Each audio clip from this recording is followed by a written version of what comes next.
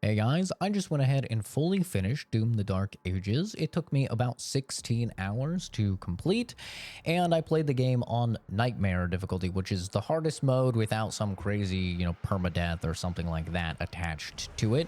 I also almost 100% every single area in the game, so definitely took my time with this one. 16 hours, probably right around what you can expect, assuming you're dying a little bit every now and then and you're really thoroughly exploring the levels. But let me give you my pros, my cons, and my final verdict on the game and why I think that it doesn't quite live up to Doom Eternal and Doom 2016, but I do still think it is worth your time and a great game regardless. The first pro is that visually this game looks fantastic. Everything from the texture work as you're blowing bits and bobs off of enemies with the dynamic gore system to the lighting, which is unfortunately forced ray tracing. It does look fantastic, but your performance is going to take a toll.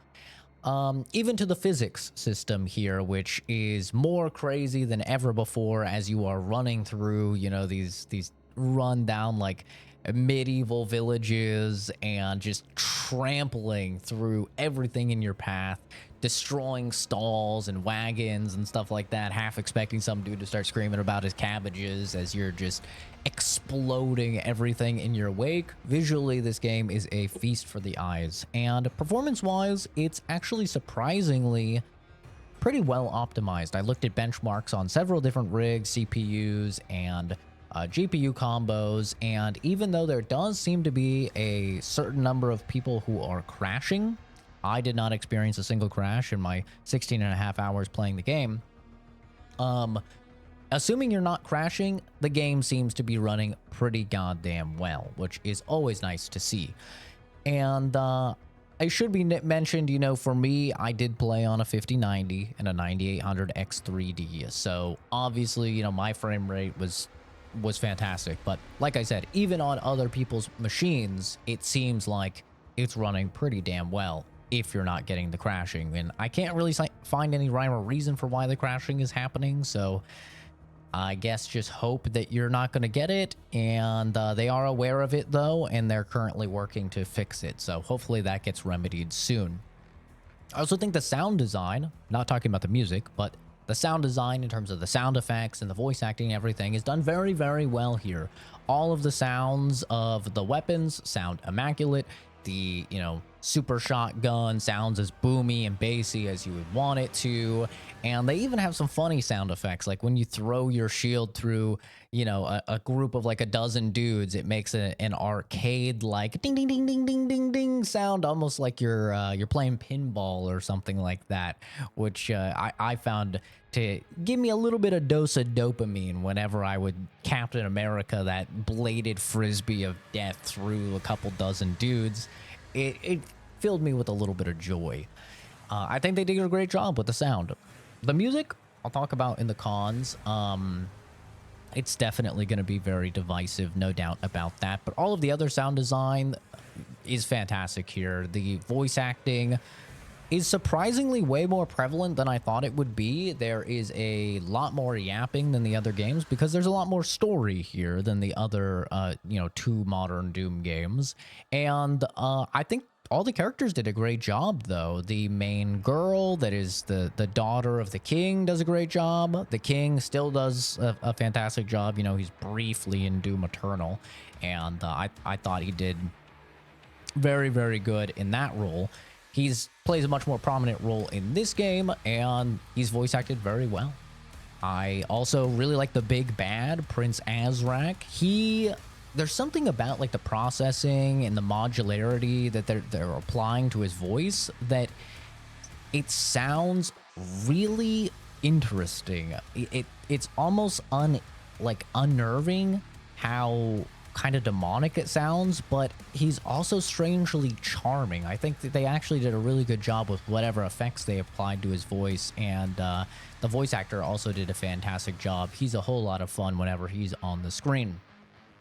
The gameplay as well is very, very different. I think this is also going to be very divisive because I'm already seeing the Doom community. Some people really like it, some people really don't like it. it takes a while to get used to. No longer are you flying around the battlefield at Mach fuck and just quick swapping between all of your weapons, shooting with the super shotty, pulling out the rocket, firing a rocket, shooting with the Gauss, right? You're not doing any of that anymore. For some reason, the Doomslayer has developed arthritis or something that doesn't allow him to quick swap weapons. So for the most part, what you're going to be doing is holding your ground, timing your blocks and your parries, and just sticking with one weapon. Quick swapping basically does not exist anymore, which definitely takes a little while to get used to because that is so core to the gameplay flow, at least on the harder difficulties of Doom 2016 and Doom Eternal. But I know a lot of people really were not a fan of quick swapping. So I think once again, this is going to be divisive. Some people are going to like it. Some people are not going to like it. One thing that I really did like is, even though it took me a while to adapt to all of these new mechanics, once it did click, I still did feel that Doom Eternal click of like all of the mechanics working exactly how they should. You're learning the enemy move sets, you're pairing the enemy move sets, you're rotating through your weapons, you're using, oh, this weapon gets empowered when I parry an attack, and oh, this weapon will heal me after I parry an attack. And you're kind of just swapping through all of these weapons slowly. Don't get me wrong, it's slow now, but there's still definitely a use for each of the weapons. And once everything just clicks, you do still have that satisfaction of just feeling like you are mastering the game and just flying through hordes and hordes of enemies. Really, I hate to sound like IGN, but you feel like the Doomslayer. The exaggerated swagger of a black teen, perhaps you could say. But yeah, once it clicks, it still feels great, just like Doom Eternal. It's just, for me, it took me a little while to kind of get into the new rigmarole of, okay, I am not, as they likened it to, a jet fighter anymore. I am a tank. And being able to lock certain enemies down with the shield, being able to kind of deal with a variety of enemies through different effects you can get that will apply on your parries, really does make you kind of rotate through utilizing your shield and parrying and getting up close. And just overall, I found that the gameplay loop, while very, very different from the other games, I found it really satisfying once it all gelled. I do think I still prefer Doom 2016 and Doom Eternal's overall gameplay. I just think that that's because I am a person that prefers fast-paced, a lot of verticality. A lot of that stuff is not in this game. There's no monkey bars to swing on, there's no double jumping, there's no dashing around. I really like that fast-paced nature of the game, but this is a different beast, and I think that once you accept that and you get used to it, it is still very enjoyable. Let me talk about the cons, though. The storyline here is nothing to write home about. There is definitely more story, and that's gonna be a good or a bad thing depending on your view. If you just want to play Doom to kill things, which I think a lot of us do, then all of these cutscenes and stuff are just gonna break up the pacing of, your ripping and your tearing. And I would be fine with it if the story was more interesting. Overall, for me, the story, it just didn't really capture me, man. I get it. Prince Azrak bad, we want to fight him, but they do a whole bunch of extra shit in the story that I just didn't really feel like was necessary, and almost felt like busy work. I can't really get into it without spoiling things, but overall, I thought that the game would be fine if it was just a very simple story like Doom 2016, where it's just, demons are invading, you have to beat them. They do all of this stuff with like the king's daughter, and I just thought it was all a little bit extra. With that being said, though, if you haven't seen the trailers for the game, which I hadn't, then they do some crazy overcomplicated stuff that I was not expecting at all. And there's a good like 3 or 4 levels during the last third of the game that are just like peak. They are really, really good. I was totally fine with where they took the story in that direction because it was super unexpected, at least for me. But for the most part, I think the story is pretty throwaway here. I also think that there's just a little bit of clunkiness with the new gameplay. Namely that if you are trying to swap weapons, you can't parry. Like, there's no using the block while you're swapping weapons, which just once again, I know it's not supposed to be a quick swap type of game, but sometimes, you know, you just gotta swap your damn weapon. And it really sucks when you're trying to swap your weapon and there's just dudes attacking you and you're like, well, I guess I'm just gonna die or at least get my ass beat because I can't parry for some reason. Like, I'm using this hand, brother, to swap the weapon. Let me still block. I don't care if I have to swap the weapon slow, just let me still block. I thought that that was a really weird thing. Also, the sprint system. You walk pretty criminally slow to left and right and back. So a lot of these attacks that cover a wide horizontal range, you can't really dodge them very effectively if you're going to walk sideways. So what you end up having to do is this weird system where you turn 90 degrees to the side, sprint forward, because that's, you know, you actually move at a decent pace if you're sprinting forward. So you just turn to the side and sprint forward in order to dodge a lot of attacks. And I'm not really the biggest fan of that. I don't think it feels good to have to look away from the action in order to dodge the action. I think that the actual dodges that you had in Eternal really worked well because you could still look at what's coming at you and move side to side. So maybe they could just apply it so if you sprint, going side to side is also accelerated. I don't know, but it does feel a little bit clunky in that regard. And also, they have continued to add really, really obscene amounts of what I call peons, the throwaway enemies in combat encounters. I don't think I need 50 normal soldiers all spamming shots at me that can't be parried.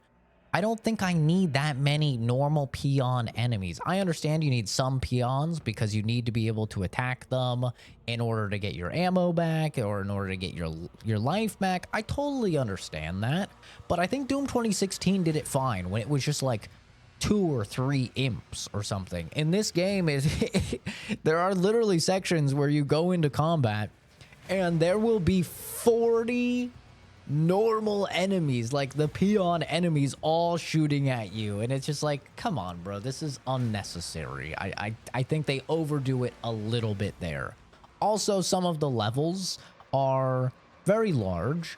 Some people might like that, but for me, I found that especially with the slower, you know, moving around of the game, and especially with the lack of like double jump and verticality in order to, you know, access the higher areas faster, I found myself just not enjoying the much larger levels and finding them a little bit more tedious and annoying.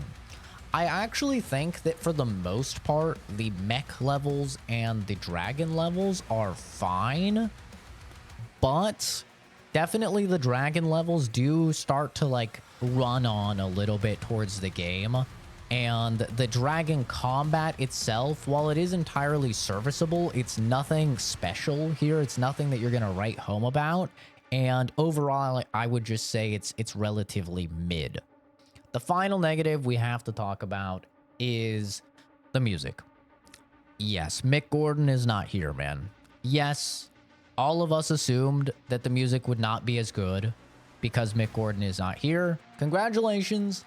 We were all correct. It's not as good as Doom 2016 or Doom Eternal. And I'll be honest, once I finished Doom 2016, I had a couple songs stuck in my head, you know, for weeks. Once I finished Eternal, I had like 5 songs stuck in my head for like a week. And I still listen to a lot of those, you know, Doom songs from Mick Gordon while I'm in the gym or whatever working out. There was not a single song throughout the entirety of this game that stuck with me at all. And overall, it just feels like, if you've ever played Killing Floor, it feels like Killing Floor music. It's like generic metal music. It's not bad, but it's not Mick Gordon. You know, it feels almost soulless in comparison to the greatness that was Doom 2016 and Doom Eternal soundtrack. And I'm not really a music guy, I'll be honest. I didn't even think I would notice. I know a lot of people were hyping it up, but I really didn't even think I would notice, and I was wrong. Even as somebody that's not a music guy, you can feel it. It feels like part of the soul of the series has been stripped away and replaced with like a skinwalker that is trying to be that original person, but it's just not. And that is definitely unfortunate. I don't think you're really going to find anybody out there that is going to say that this soundtrack is better than Doom Eternal or better than Doom 2016. I think you'd be really hard pressed to find that person. I think this is one of the more objective negatives of the game. But overall, I do still think that this game is great. I think it's definitely still worthy of your time. I don't really like to say if it's worthy of your money, just because we all have different value propositions. You know, your dollar means something else to you than your neighbor's dollar, which means something else to him than my dollar, right? But what I'll say is this. I think that the game is a great FPS. I think it's a great boomer shooter. We really don't get a lot of boomer shooters of this level. And while it may not hit the highs of Doom Eternal or Doom 2016 for me in various ways, and maybe I prefer that faster pace, I do still think across the board here, the attention to detail, the polish, the actual feeling of the shooting, the level design, and all of the new gameplay mechanics that they really did take a risk on are super duper fun. And I'm excited to do extra playthroughs of it. You know, I'm not going to stream it, but I am going to do extra playthroughs of it. I'm going to try and get through Ultra Nightmare, and I do think that it's still a great time. So for me, Doom the Dark Ages is a very solid 8.5 out of 10. If you don't know my rating scale, a 5 is average, 6 is above average, 7 is good, 8 is great, 9 is amazing. I think that this is a solidly great game. It definitely has some issues. The soundtrack, you know, without Mick Gordon is not nearly as good as Eternal or 2016. And I think that sometimes they try and do a little bit too much, whether that's with the dragon levels or that's just the areas being a little too big. On top of that, the movement is a little bit clunkier than I would like. Why do we have a sprint in a Doom game? You know, it just feels a little bit unnecessary to me. But I do still think it's a great time. I had a blast playing through it the whole 16 hours. I'm going to play through it again. But I would love to hear your guys' thoughts. Like I said, I think this game is going to be quite divisive. For me, I am definitely on the more positive end of things. I can acknowledge that it's not as good as the other two modern Doom games, but I can still enjoy it. I have that ability. I'm not like those people online that are like, oh my god, this game isn't as good as this game, so it's just terrible and you shouldn't waste your time on it at all. I'm not really like that. I can recognize something is not as good as something else, but still have a solidly good time with that other game. I do have the capacity to do so, but let me know what you guys think. Are you enjoying it? Are you hating it? You know, I've seen a lot of people online, at least, say that the game is mid. Assuming a mid is a 5 out of 10, I think that's absolutely insane. There's no way in hell this game is anywhere near a 5 out of 10. I don't think those people have played an actual mid or average game, because it is of a way lower quality precedent than we're seeing here. But let me know what you guys think. I appreciate you for watching. Have a fantastic rest of your day, and I'll see all of you in the next video or stream. Bye bye.